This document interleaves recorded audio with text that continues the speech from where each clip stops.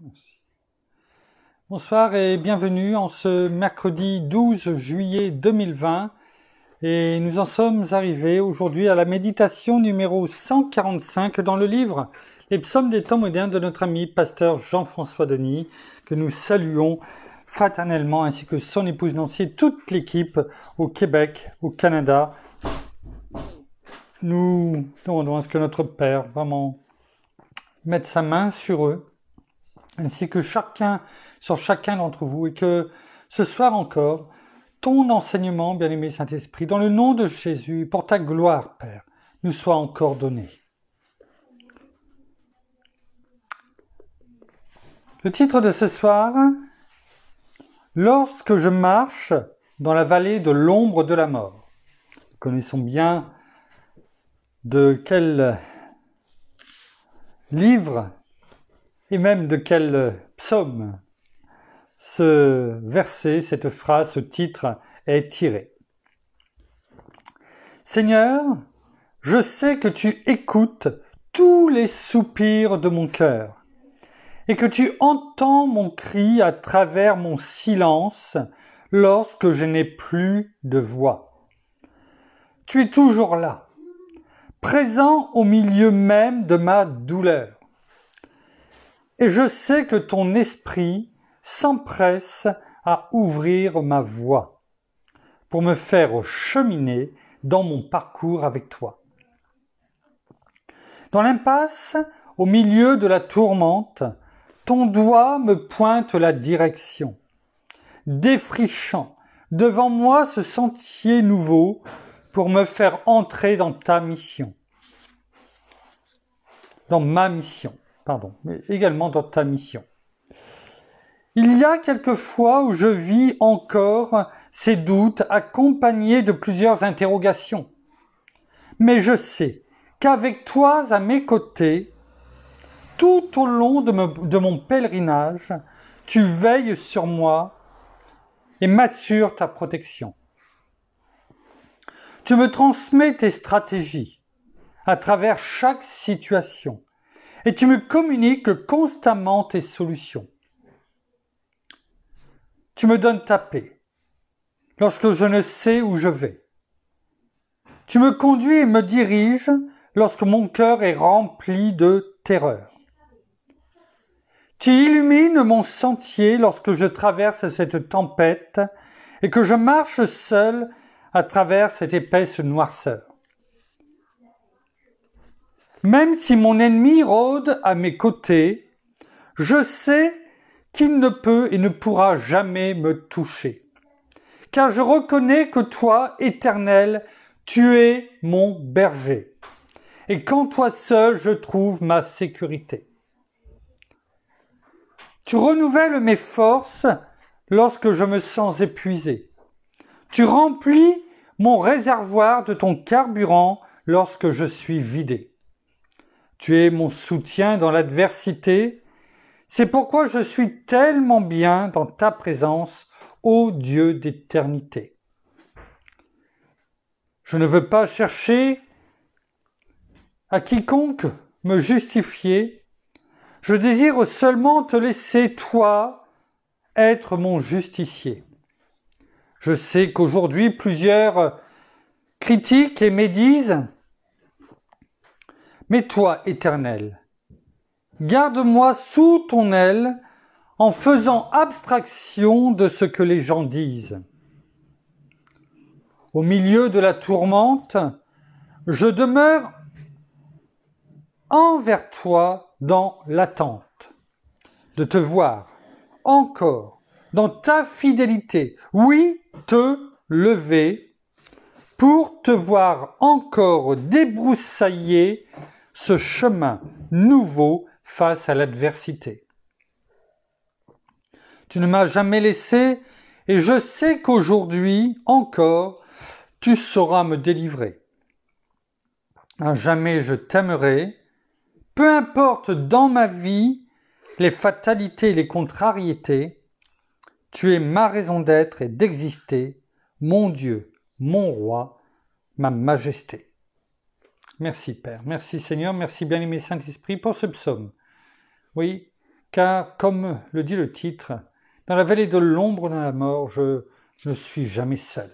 Oh, merci. Merci, Père. Merci, Seigneur. Merci, bien-aimé Saint-Esprit, une fois de plus, pour ce que tu vas nous révéler ce soir.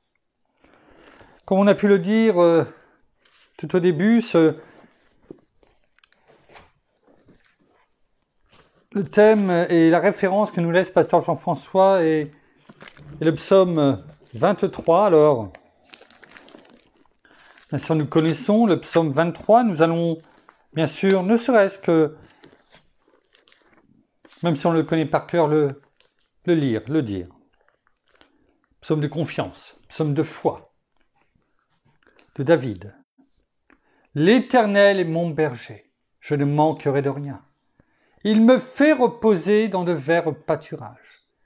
Il me dirige près des eaux paisibles. Il restaure mon âme.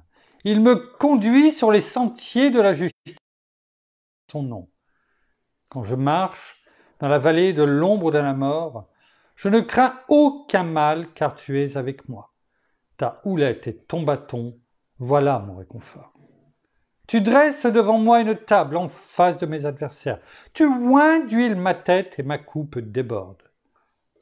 Oui, le bonheur et la grâce m'accompagneront tous les jours de ma vie, et je reviendrai dans la maison de l'Éternel pour la durée de mes jours.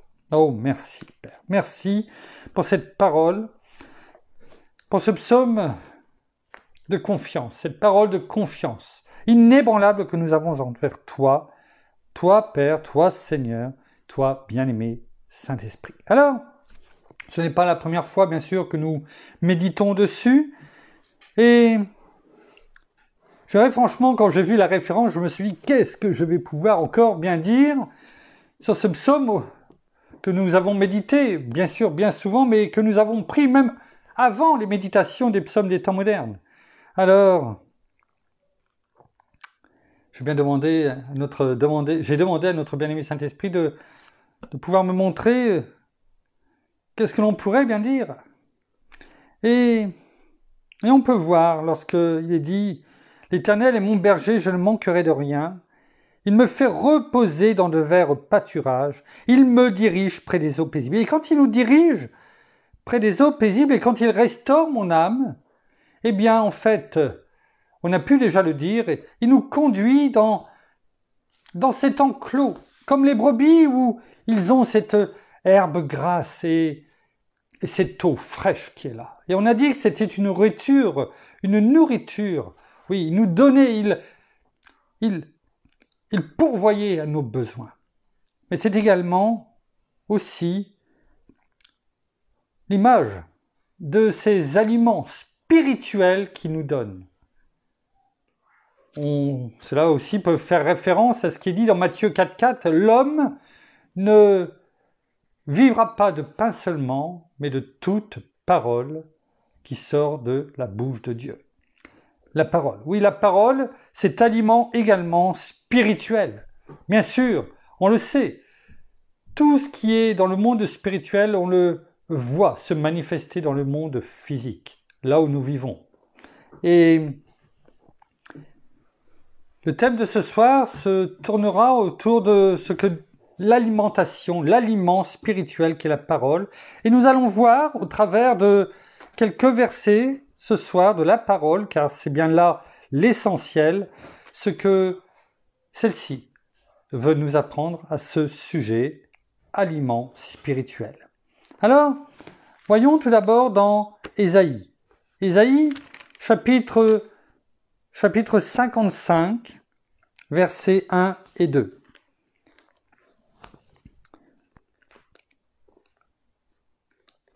Ce chapitre, notamment d'Ésaïe 55, parle du salut qui est offert gratuitement à tous. Comme on a pu le voir au travers du psaume 23, le bon berger, notre Seigneur, nous appelle afin de nous donner toutes choses, comme on vient de le dire, tout aliment physique et spirituel. Il est notre bon berger, il nous donne tout, comme le berger avec ses brebis. Il les aime et il leur donne tout ce qu'il peut leur donner, il leur donne. la protection, l'alimentation, le repos.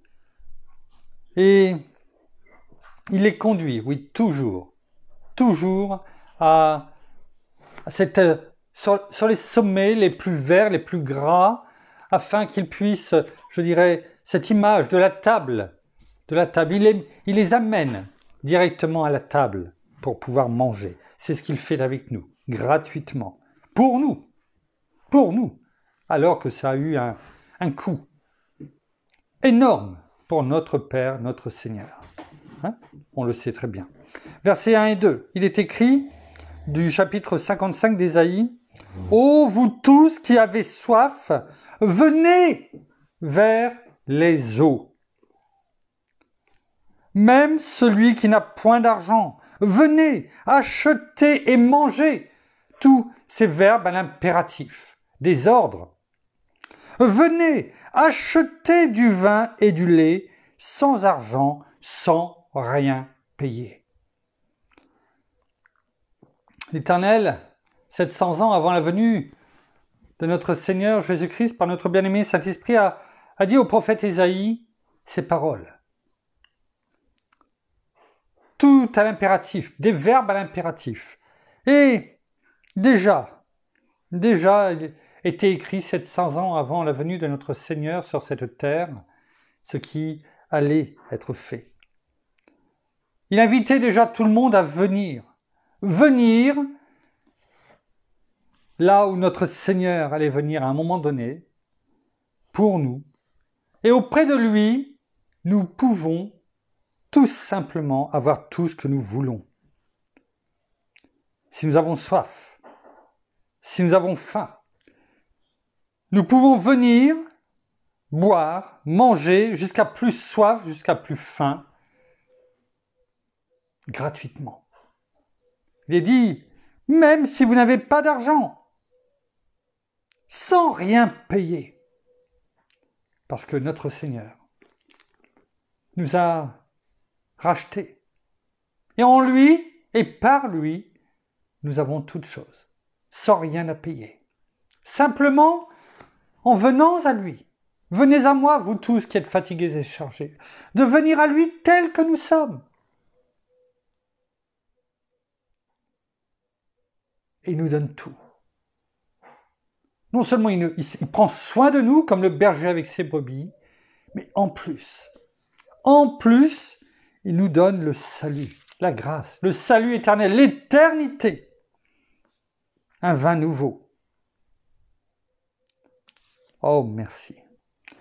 Verset 2, il est dit, « Pourquoi pesez-vous de l'argent pour ce qui n'est pas du pain?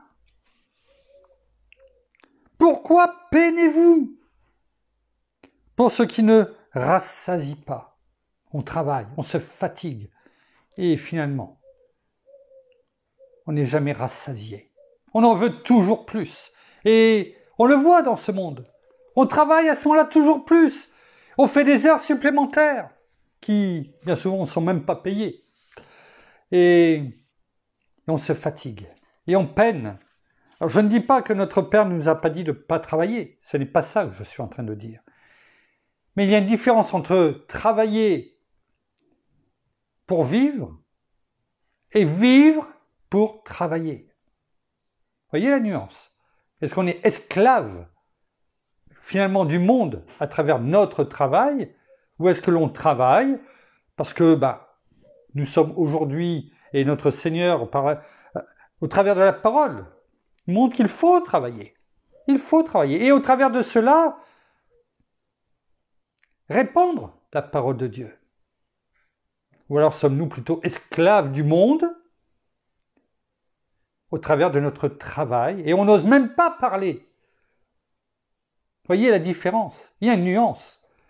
Et finalement, on s'use la santé. On travaille plus pour peut-être payer un crédit que l'on a fait pour se payer, pourquoi pas, des vacances, comme c'est le cas aujourd'hui. Toujours plus pour se payer peut-être la dernière voiture que l'on veut avoir parce qu'on l'a vue, parce qu'on a vu quelqu'un qui l'avait. Ou une deuxième voiture pour faire comme tout le monde. Peut-être qu'on n'en a pas forcément besoin. Peut-être que c'est le cas. Mais on n'a peut-être pas forcément besoin du dernier modèle. Toujours plus. Pour ramasser. Pour ramasser des choses que la parole nous dit, mais pourquoi? Pesez-vous de l'argent, c'est-à-dire amassez pour ce qui n'est pas du pain, pour sa nourriture, tout simplement, mais pour satisfaire notre moi. Pourquoi peinez-vous pour ce qui ne rassasie pas? Écoutez-moi donc et mangez ce qui est bon, et vous vous délecterez de mes succulents. Regardons ces 3 dernières phrases, 4 même. L'Éternel nous donne un ordre et il nous reprend en disant « Mais écoutez-moi donc ! Je vous appelle, écoutez-moi !» C'est ça qu'il fait. Regardez vers moi. Regardez quand je vous parle, écoutez. Et mangez ce qui est bon. Cette alimentation spirituelle, la parole de Dieu. Et à ce moment-là, qu'est-ce que vous allez faire? Vous allez vous délecter. Quand on se délecte de quelque chose, c'est même plus un mot que l'on emploie, tellement aujourd'hui, non pas qu'il est passé, et peut-être, oui, il est passé, parce qu'on n'arrive plus à se délecter des choses. On n'y arrive plus, pourquoi? Parce qu'on est blasé. On n'arrive même plus, quand on a quelque chose de bon, eh bien, à l'apprécier. C'est le train-train quotidien. On ne s'aperçoit même plus de ce qui est bon. On n'arrive même plus à se délecter, à prendre le temps. Et là, notre Père, l'Éternel, nous dit au travers de sa parole que l'on va se délecter de mets succulents, des mets succulents. Est-ce que vous en avez? Est-ce que vous arrivez à visionner des mets succulents peut-être dans votre tête pendant qu'on en parle? Certains, ses plats favoris, son plat favori, ou c'est. Est-ce que vous arrivez à visionner l'image de ces mets succulents? Et pourtant, il ne sont rien en rapport avec les mets succulents que l'Éternel nous prépare. Et il nous donne, lorsque l'on fait tout simplement ce qu'il nous dit. Pas forcément demain, lorsque nous serons à ses côtés. Il est déjà à nos côtés. Et il a des mets succulents pour nous aujourd'hui. Dans Jérémie chapitre 3, verset 15, il est écrit « Je vous donnerai des bergers selon mon cœur ». Voilà ce que dit la parole. Des personnes qui vont vous conduire. Des pasteurs, notamment, des enseignants, mais aussi des frères, des sœurs, qui seront là quand vous en avez peut-être besoin, qui sont envoyés pour vous apporter une réponse. Je vous donnerai des bergers selon mon cœur. Ils vous feront paître avec intelligence et avec discernement.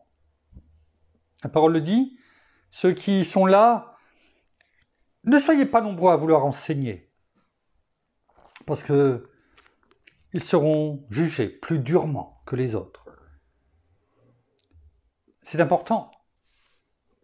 Le temps que l'on prend pour méditer, pour recevoir, pour parler, ce n'est pas nous, c'est notre bien-aimé Saint-Esprit qui agit à travers nous. Et à lui toute la gloire, l'honneur, la puissance.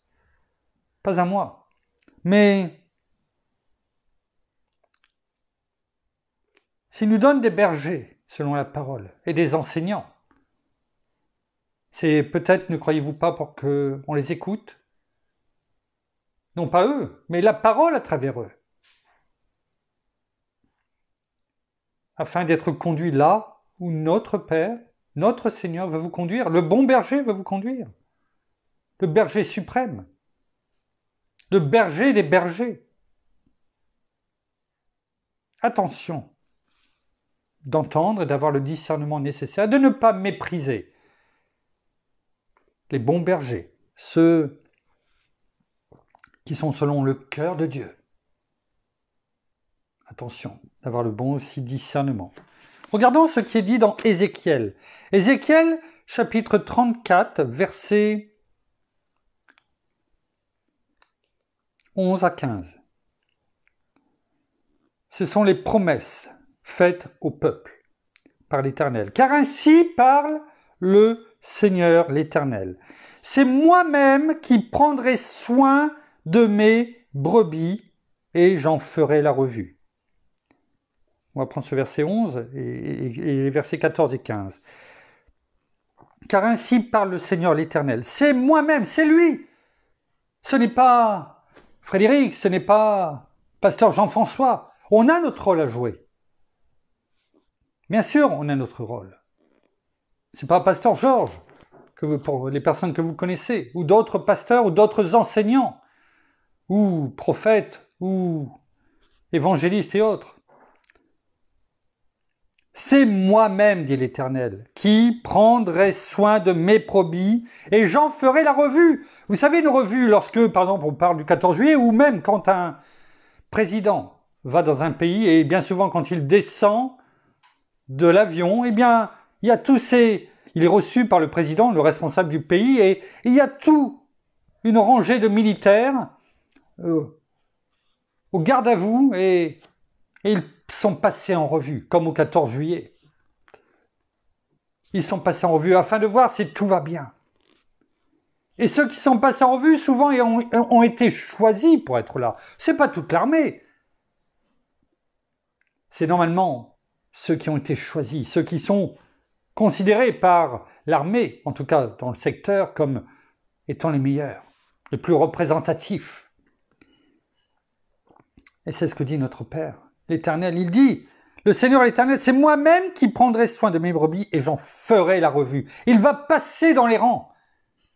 Il va regarder si tout est bien, s'il ne manque pas un bouton spirituel, si tu n'es pas bancal, si tu brilles de cette armure céleste qu'il t'a donnée.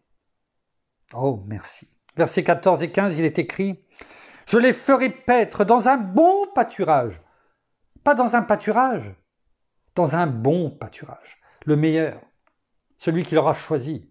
Et lorsque l'Éternel choisit un pâturage, notre Seigneur nous amène dans le meilleur, là où il fait paître ses brebis. Et leur parc sera sur les montagnes du haut pays. Oui, là-haut, où c'est verdoyant, où... Oui, il faut de la peine pour y arriver. Pour arriver là-haut, au bon pâturage. Là où il n'y a pas beaucoup de personnes qui vont fouler l'herbe verte, grasse, où l'eau est fraîche. Il n'y a pas beaucoup de personnes. Si c'était accessible à tout le monde irait se reposer, s'allonger dans cette herbe verte. Mais non. Pourquoi elle est verte? Pourquoi il y a de l'eau fraîche? Pourquoi? Parce que tout simplement, eh bien, c'est difficile d'accès. C'est difficile d'accès. C'est pourquoi c'est toujours bon quand on y est. Et c'est cela. Leur parc sera sur les montagnes du haut pays d'Israël. Là, elles se reposeront dans un parc agréable. Pas une petite clairière.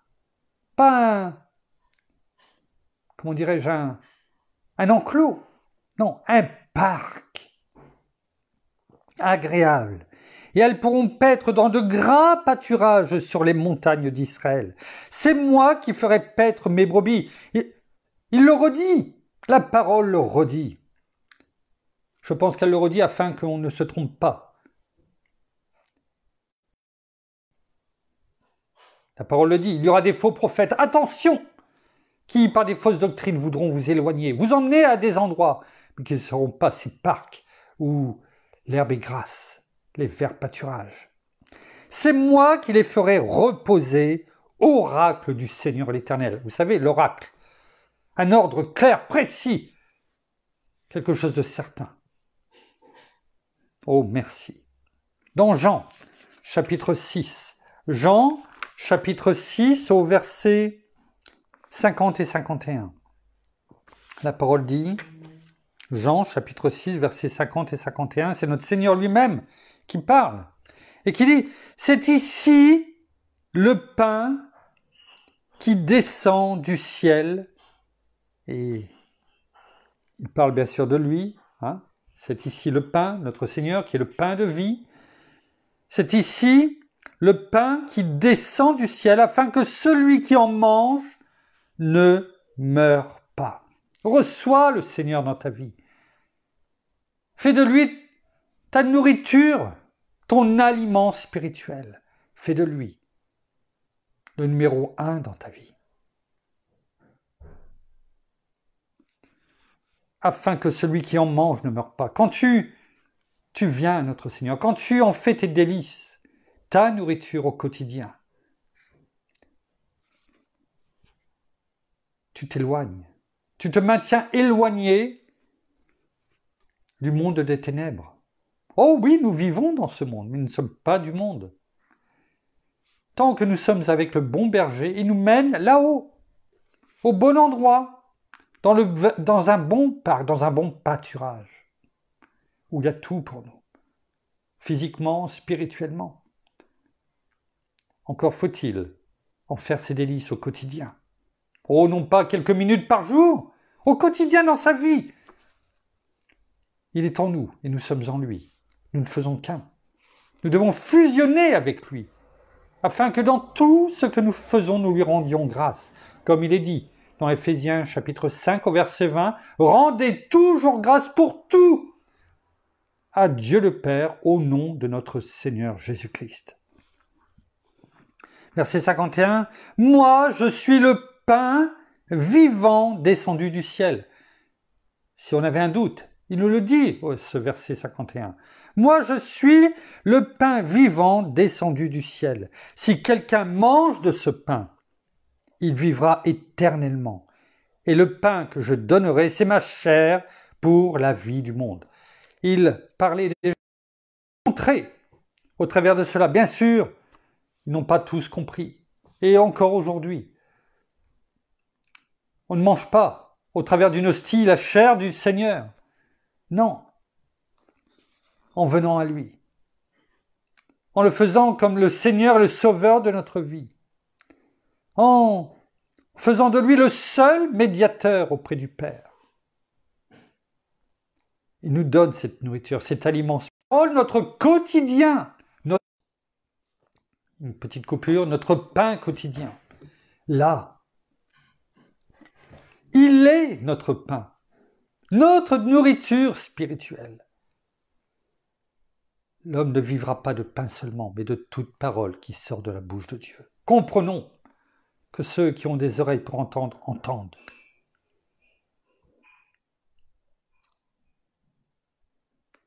Dans 1 Corinthiens chapitre 10, versets 1 à 6. 1 Corinthiens chapitre 10, versets 1 à 6. Il est écrit, « Frères,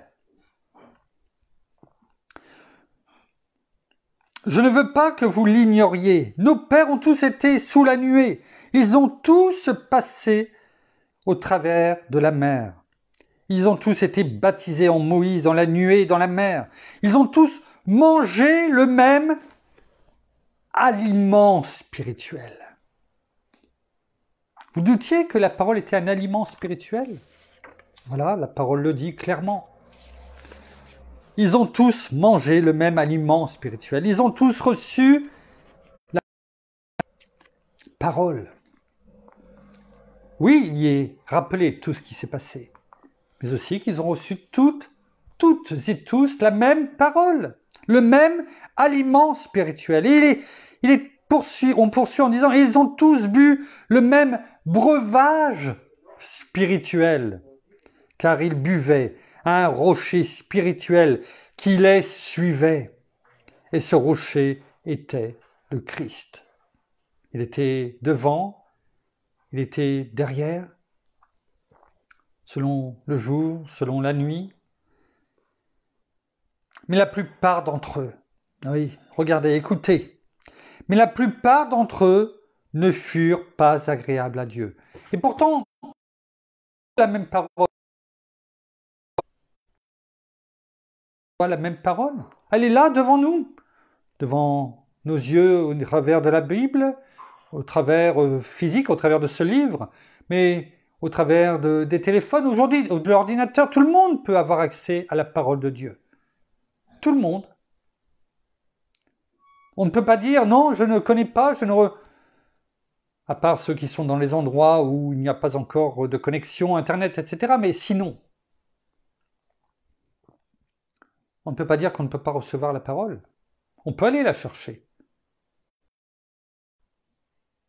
Ne restons pas couchés sur le divan et en étant paresseux, comme la parole le dit. Il faut faire notre part aussi. Cherchez et vous trouverez. Car celui qui cherche, trouve. Hein? C'est ce qui est dit dans Matthieu 7, verset 7. Il faut faire notre part. Et la parole nous dit, mais la plupart d'entre eux ne furent pas agréables à Dieu, comme c'est le cas aujourd'hui, puisqu'ils tombèrent morts dans le désert. Ne tombons pas au travers de ce désert du monde d'aujourd'hui, de cette ténèbre de plus en plus épaisse. Ne lâchons pas la main de notre Seigneur. Il est là à côté de nous. Et dans sa présence, tenons-lui la main. Écoutons sa voix, car nous la reconnaissons. Et laissons-nous guider vers ces beaux pâturages. Or, ce sont là des exemples. Pour nous, la parole est un exemple. Combien nous disent, oui, mais l'Ancien Testament, oui, mais nous sommes une nouvelle alliance. Certes, c'est la réalité, oui. Mais toute la parole est bonne pour enseigner, pour se fortifier, pour reprendre. Et tous nos frères et sœurs qui nous ont précédés, oui, c'est le livre historique, mais qui historique, réel, pas des contes, pas des romans, sont là pour être des exemples pour nous afin que nous puissions en tirer le bon et de ne pas renouveler le mauvais. Alors, il est écrit, or ce sont là des exemples pour nous afin que nous n'ayons pas de mauvais désirs, comme ils en ont eu. Parce que ces mauvais désirs les ont conduits à quoi? À la mort. L'orgueil, la vanité, l'adultère, l'amour de l'argent, l'incrédulité et bien d'autres les ont conduits à la mort. Ils sont morts dans le désert. Ils n'ont pas franchi la ligne. Ils ne sont pas là où ils devraient être lorsque notre Seigneur reviendra nous chercher.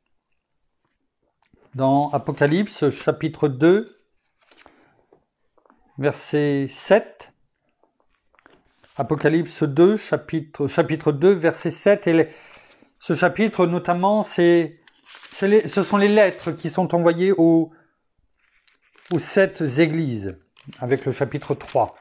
Et les 7 églises qui sont les 7 étoiles, les 7 pasteurs de ces églises. Et dans le verset 7 de ce chapitre 2, là, notre Seigneur Jésus parle notamment à l'église d'Éphèse.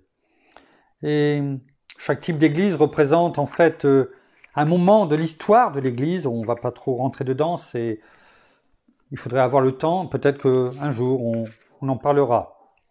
Et il est écrit que on en parlait tout à l'heure, que celui qui a des oreilles écoute quoi? Ce que l'Esprit dit aux églises, aux vainqueurs, je donnerai à manger de l'arbre de vie qui est dans le paradis de Dieu. Cet arbre de vie, on a pu déjà en parler, qui était dans l'Éden, le jardin d'Éden. Eh bien, ce jardin d'Éden, il est là. Il est avant tout dans le monde invisible, spirituel. Il est déjà encore au milieu de la Jérusalem céleste, qui viendra sur cette terre à un moment donné. Au bon moment, au bon timing de Dieu. Cet arbre de vie est là-bas, il trône au milieu, et ça sera pour les vainqueurs, ceux qui auront franchi la ligne, ceux Lorsque notre Père dira à notre Seigneur, c'est maintenant, c'est le moment, que la trompette sonne et où les portes seront fermées. Lorsque notre Seigneur viendra chercher son épouse glorieuse, sans ride ni tache, dont nous ferons partie, j'en doute pas, si nous persévérons, que nous tenons ferme, comme il est dit dans Éphésiens 11. Alors, c'est ce qu'il reprochait à l'église d'Éphèse, c'est notamment d'avoir perdu son... Alors attendez, si je ne me trompe pas, ton premier amour, c'est bien ça. Le reprocher d'avoir perdu l'amour. Cet amour, vous savez, quand notre Seigneur nous appelle, on est tremblant, rempli de joie. On veut tellement faire de feu, tellement faire de choses pour notre Seigneur. Voilà, l'église d'Éphèse, qui avait perdu, c'est ce que reprochait, avait perdu ce premier amour, ce zèle pour l'évangile, pour l'éternel, pour cette soif, cette faim. Ils ne voulaient plus. Ils avaient perdu cette alimentation spirituelle, cet amour. Vous savez, ce fruit de l'esprit, le premier, l'amour, sans lequel on n'est rien. Attention. Prenons cet exemple qu'il dit, que notre Seigneur dit à l'église d'Éphèse. Ce que j'ai contre toi, c'est que tu as perdu ton premier amour. Au verset 17, il parle à une autre église, à l'église de... comment dirais-je, c'est... Alors attendez, que je vous dise pas de bêtises.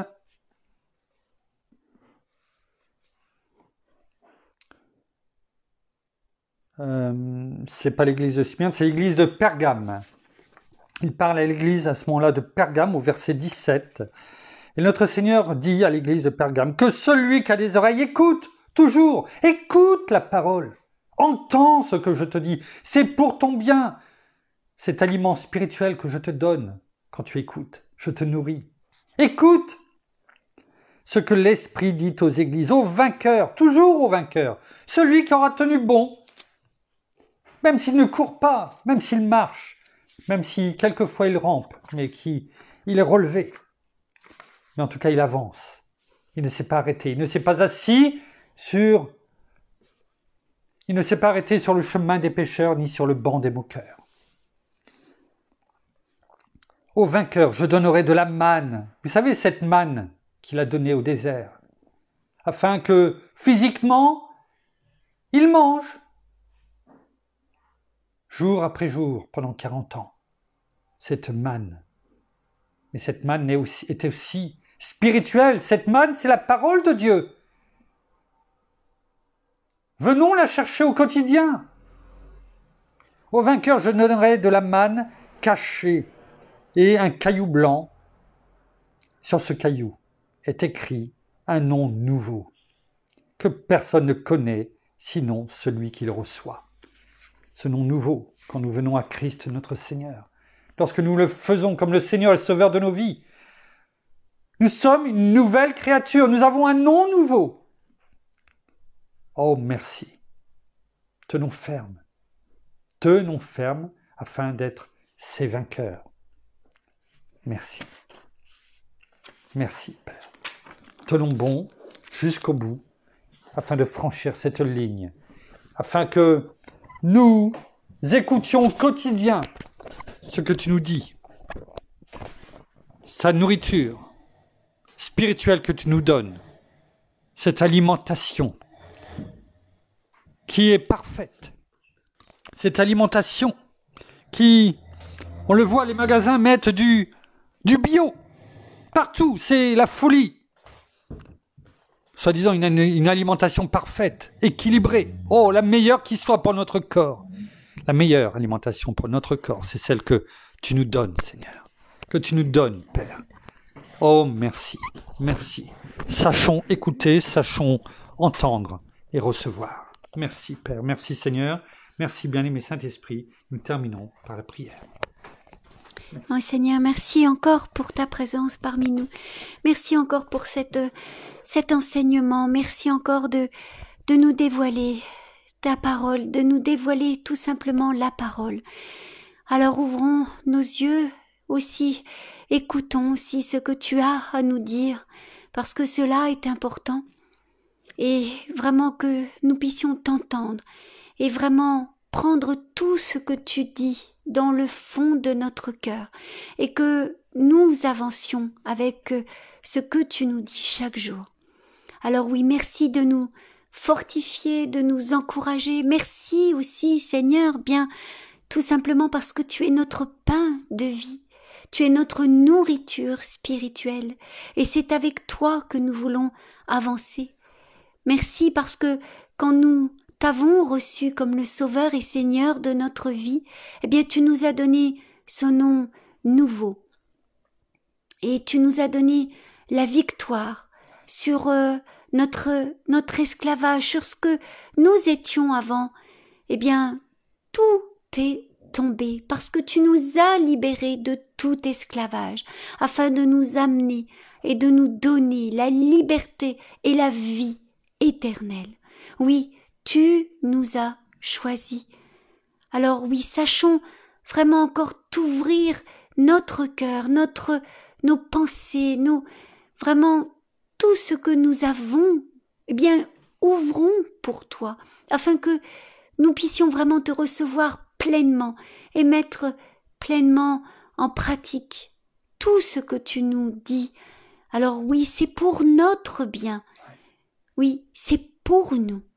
C'est ce que tu veux, ce que tu as choisi, ce que tu désires pour nous, parce que tu veux le meilleur pour nous, Père.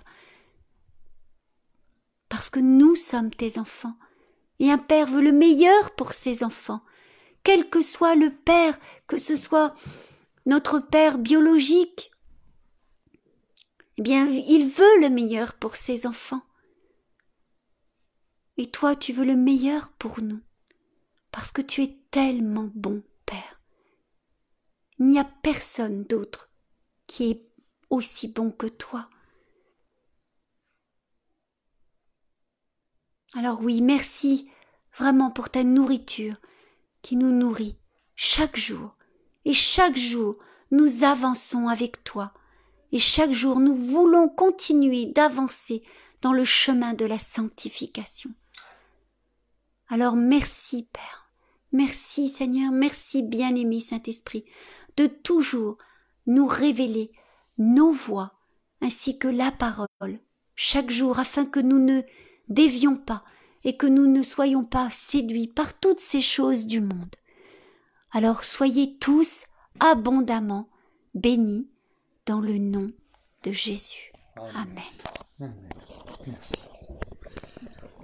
Merci Père, merci Seigneur, merci bien-aimé Saint-Esprit. Nous vous bénissons de toutes les bénédictions spirituelles dans les lieux célestes en Christ. Nous allons nous quitter et je pense prendre un bon repas, en tout cas pour nous, pour peut-être certains d'entre vous.